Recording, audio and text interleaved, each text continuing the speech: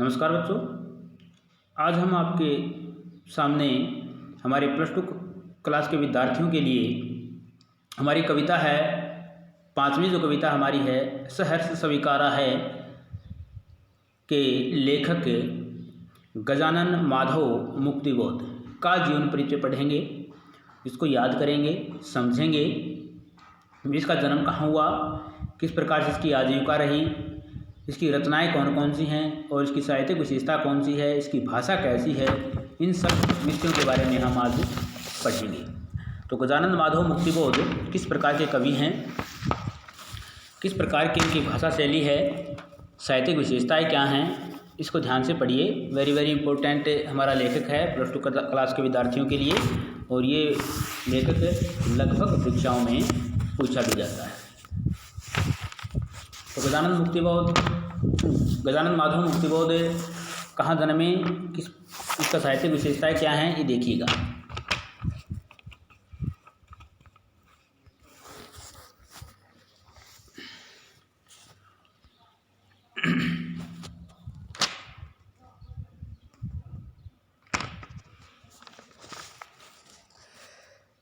तो श्री गजानन माधव मुक्तिबोध आधुनिक हिंदी साहित्य की नई कविता के बेजोड़ कवि माने जाते हैं। तो क्या है, गजानन माधव मुक्तिबोध नई कविता के क्या बेजोड़ कवि माने जाते हैं। वे एक संघर्षशील साहित्यकार थे। क्या थे? संघर्षशील साहित्यकार थे, जो आजीवन समाज, इतिहास और स्वयं से संघर्ष करते रहे।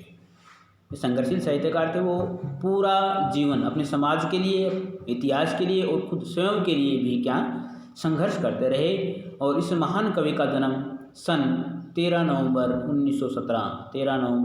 1917 मध्य प्रदेश के ग्वालियर जिले के श्यामपुर नामक गांव में हुआ। कहाँ पर हुआ था? 13 नवंबर सन 1917 मध्य प्रदेश के ग्वालियर जिले के श्योपुर गांव में इसका जन्म हुआ था। इनके पूर्वज महाराष्ट्र में रहते थे। इनके जो पूर्वज थे वो कहाँ रहते थे? महाराष्ट्र में रहते थे, जो बाद में मध्य प्रदेश में आकर रहने लगे। उनके जो पूर्वज थे वो कहाँ रहते थे? पहले महाराष्ट्र में रहते थे, बाद में उनके जो पूर्वज हैं वो मध्य प्रदेश आकर रहने लगे। इसके पिता का नाम मुक्तिबोध था। क्या था इसके पिता का नाम? मुक्तिबोध था। और फिर इन्होंने भी अपने नाम के पीछे क्या लगाया? गजानन माधव मुक्तिबोध लगाया था। वे पहले पुलिस में सिपाही थे। पहले क्या थे? पुलिस में सिपाही थे। इसकी माँ बुंदेलखंड के एक किसान की बेटी थी, और उनकी माँ थी वो बुंदेलखंड के एक किसान था, और किसान की बेटी थी। मुक्तिबोध जी एक विचारक एवं घुमक्कड़ प्रवृत्ति के थे। मतलब विचारक, अपने विचारों का व्याख्यान करने के लिए एक घुमक्कड़, इधर से उधर, एक स्थान से दूसरे स्थान पर घूमने की प्रवृत्ति थी उनकी। वे अपने भाइयों में सबसे बड़े थे, और जो उनके भाई थे उनमें सबसे बड़े थे। ये शांता नामक लड़की से प्रेम करते थे, और शांता नामक एक लड़की थी, उसके साथ ये प्रेम भी करते थे। बाद में इन्होंने परिवार की मर्जी के खिलाफ शांता जी से शादी भी कर दी, और परिवार की मर्जी के खिलाफ इन्होंने क्या किया,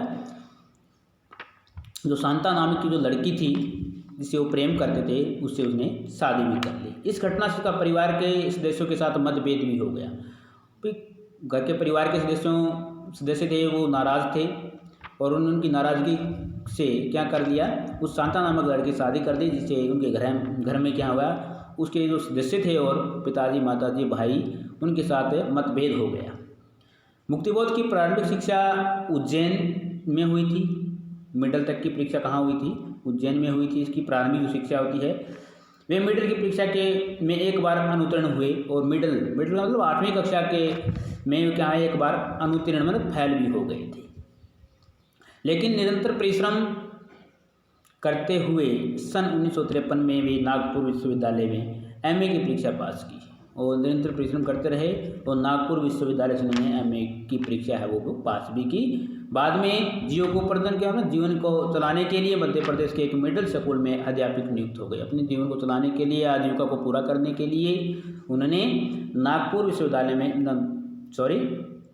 मध्य प्रदेश के एक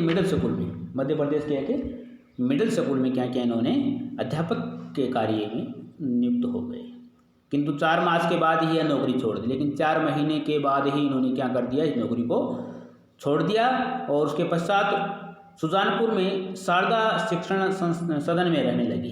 अब उसके पश्चात वो सुजानपुर में शारदा शिक्षण संस्थान है, वहाँ पर वो रहने लगे। फिर दौलतगंज मिडिल स्कूल उज्जैन में आ गए और फिर उसके बाद दौलतपुर मिडिल स्कूल था उज्जैन के अंदर, वहाँ पर आ गए। इस प्रकार कवि ने आजीविका हेतु कोलकाता, इंदौर, मुंबई, बंगाल, मद्रास, जबलपुर, राजनंद आदि गांव पर अनेकों बार क्या क्या इन्होंने अध्यापन का कार्य किया। और घूमने की जो प्रवृत्ति, घुमक्कड़ जो प्रवृत्ति थी बचपन से ही, उसी के कारण ये एक स्थान से दूसरे स्थान पर चलते गए। इन्होंने अनेक पत्र पत्रिकाओं का संपादन भी किया, अनेकों पत्र पत्रिकाओं का संपादन इनके द्वारा किया गया। सन 1945 में हंस पत्र के संपादक मंडल के सदस्य के रूप में कार्य किया। 1945 में क्या किया इन्होंने, हंस पत्र के संपादक पद पर कार्य किया, संपादक मंडल के रूप में उन्होंने कार्य किया। और 1956 से 1958 तक नया खून नामक पत्र के संपादन कार्य से जुड़े रहे। 1956 से 1958 तक नया खून नामक पत्र संपादन कार्य था, उसके अंदर वो जुड़े रहे। इस प्रकार मुक्तिबोध जी का जीवन दर दर की ठोकरें खानी पड़ी, उन्होंने अपने जीवन में दर दर की ठोकरें खानी पड़ी। अंत में बीमार रहने लगे और बाद में क्या है, बीमार रहने लगे और मेनिंजाइटिस नामक रोग है, कोई रोग से ग्रस्त हो गए। उन्हें उपचार के लिए भोपाल से दिल्ली लाया गया। इस रोग के उपचार के लिए उन्होंने भोपाल से दिल्ली लाया गया, किंतु वो स्वस्थ नहीं हो सके और 11 सितंबर 1964 को नई दिल्ली में इनका देहांत है वो हो गया। ये था इसका भाई जीवन परिचय में, जीवन में उन्होंने क्या क्या किया। जन्म हुआ था इनका 13 नवंबर 1917 मध्य प्रदेश के ग्वालियर जिले के श्योपुर गांव के अंदर। अब घुमक्कड़ प्रवृत्ति के होने के नाते क्या था, ये सब अपने परिवार में बड़े भाई बड़ा था। इनकी माता थी वो बुंदेलखंड के किसान की बेटी थी, सब में बड़ा था ये। इनकी एक लड़की से इनका प्रेम भी हुआ, उस लड़की का नाम था शांता। फिर उन्होंने उसे शादी भी की और शादी से करने के बाद घर वालों से उनका मतभेद हो जाता है और वो उनसे अलग रहने लग जाता है। और फिर उन्होंने अपना जो परिश्रम था वो जारी रखा। प्रारंभिक जो शिक्षा उज्जैन में हुई थी, मिडिल में वो एक बार फेल भी हुए थे और 1953 से नागपुर विश्वविद्यालय से एमए की उपाधि है वो भी प्राप्त की। तो इसकी रचनाएं देखते हैं। अब रचनाएं कौन कौन सी हैं इनकी, तो मुक्तिबोध एक संघर्षशील साहित्यकार थे। वे चहूँ की प्रतिभा के से ओतप्रोत रचनाकार भी थे। जो संघर्ष इनके जीवन में रहा वहीं उनके साहित्य में भी दृष्टिगोचर होता है। इसकी प्रमुख रचनाएं निम्नलिखित हैं। इनकी रचनाएं कौन कौन सी हैं देखिएगा।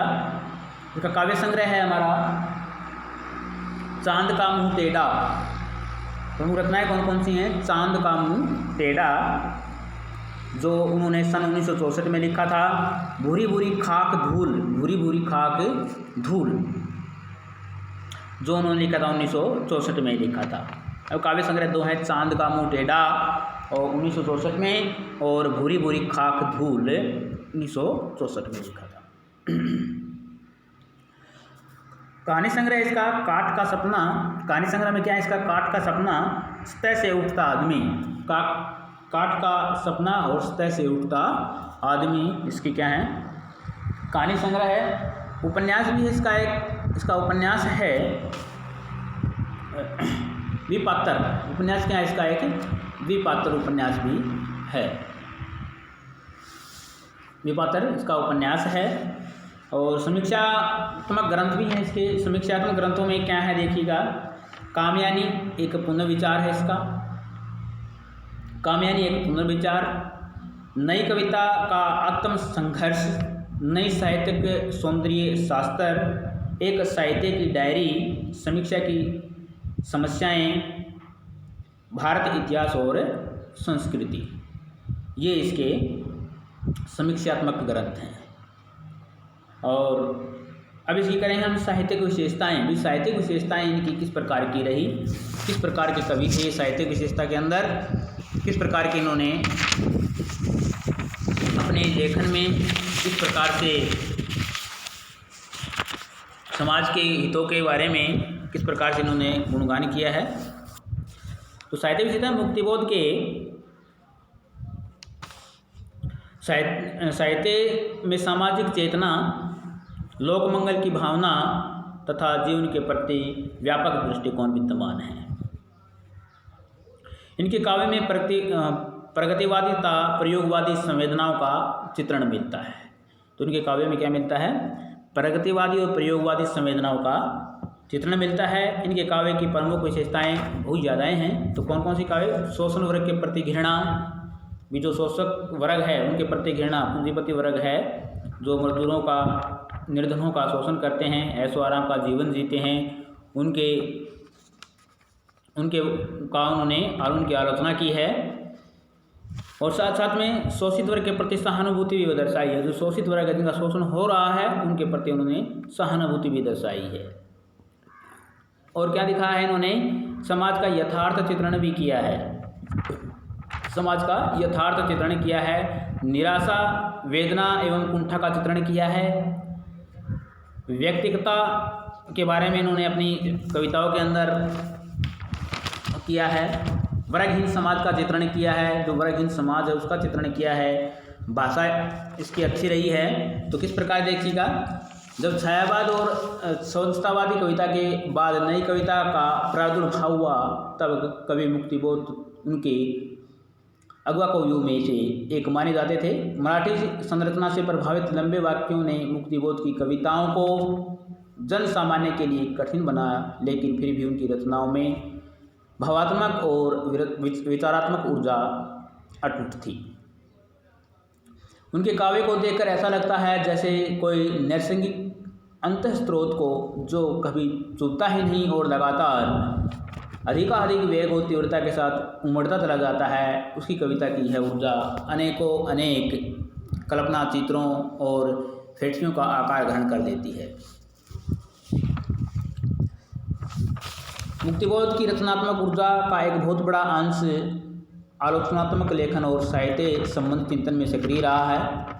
वे एक समर्थ पत्रकार भी रहे हैं। इसके अलावा उन्होंने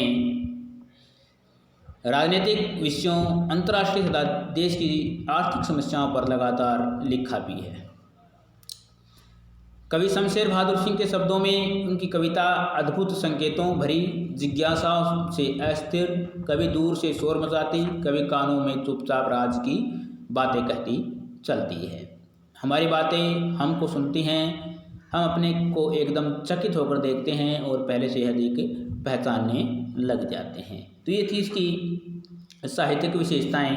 अब इसकी साहित्यिक विशेषताओं के साथ साथ हम करेंगे इसकी भाषा शैली, कि भाषा शैली किस प्रकार की थी कवि गजानन मुक्तिबोध की। तो भाषा शैली के बारे में हम पढ़ेंगे। तो भाषा शैली किस प्रकार की थी? उनकी भाषा मानव जीवन के लिए जटिल संवेदनाओं और अंतर्द्वंद्वों की सृजनात्मक अभिव्यक्ति के लिए फैटिसियों को कलात्मक उपयोग किया गया है। जन सामान्य जनजीवन में प्रचलित शब्दावली युक्त भाषा का प्रयोग इन्होंने किया है। भाषा की मौलिकता इसकी काव्य कला की प्रमुख विशेषता रही है। इसकी भाषा में संस्कृत तत्सम शब्दावली का प्रयोग है। तो अंग्रेजी, उर्दू, अरबी, फारसी आदि भाषाओं का भी प्रयोग इन्होंने किया है। इनकी भाषा पाठक को वास्तविक मर्म सौंपने का कार्य करती है। इसकी शैली भावपूर्ण है और इसके साथ साथ आत्मीय, व्यंजनात्मक, चित्रात्मक, व्यंग्यात्मक और प्रतीकात्मक आदि शैलियों का भी इन्होंने प्रयोग किया है। छंद काव्य और अलंकार का प्रयोग भी इन्होंने किया है। तो छंद और अलंकारों में इन्होंने अपनी कविताओं के अंदर मुक्त छंद का प्रयोग किया है। तुकांत छंद, अतुकांत छंद का भी इन्होंने प्रयोग किया है। और अनुप्रास, पद मैत्री, स्वर मैत्री, उपमा रूपक, उत्प्रेक्षा, संध्या उल्लेख, मानवीकरण, रूपाकांतिशयोक्ति आदि अलंकारों का उन्होंने सजीव रूप से वर्णन अपनी कविताओं के अंदर किया है। तो ये था हमारा कवि गजानन माधव मुक्तिबोध, जिसका जीवन परिचय हमने अध्ययन किया, पढ़ा। तो इसको, इनके जीवन परिचय को अच्छी प्रकार से याद कर लेना, समझ लेना, ताकि आप परीक्षा में जब पूछा जाए तो आप इसको आसानी से कर सकें। विस्तार से मैंने इसका जीवन परिचय करवाया है, तो समझ लीजिएगा अच्छी प्रकार से, अपनी किताब से भी समझ लीजिएगा और किसी और अन्य बुक का सहारा लीजिएगा। नहीं समझ में आता है तो 2-3 बार इसको एक बार पढ़ के प्यार से समझने का प्रयास करिएगा। तो आज की वीडियो में इतना ही। अगले वीडियो में अगले कवि के साथ मिलते हैं। तब तक के लिए सभी बच्चों को प्यार भरा नमस्कार।